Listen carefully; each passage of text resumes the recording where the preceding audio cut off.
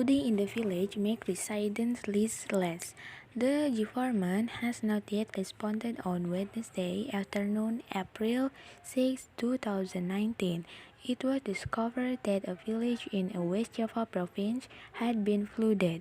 This flood was caused by a damaged village embankment, caused by heavy rains, and caused water to overflow to the surface of the residents. Hello, what's your name? My name is Nuri.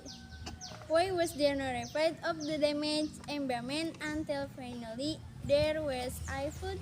I have reported this to the central government, but until now have not given an answer. The point is we are just between and repairing the damaged embankment with the money that is still there.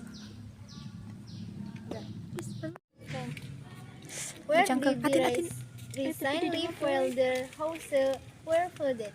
While living in apartment shelter with makeshift apartment When did it flood? on Wednesday, April 13, 2019. What is the most important way to prevent flooding so as this again?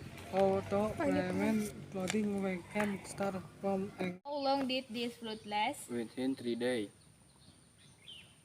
What caused the flood to happen? as a result of the broken village embankment. What are the efforts of the residents to prevent this flood from happening again? Protect the surrounding environment by not throwing garbage into ditches or rivers, which can cause obstruction to waterway.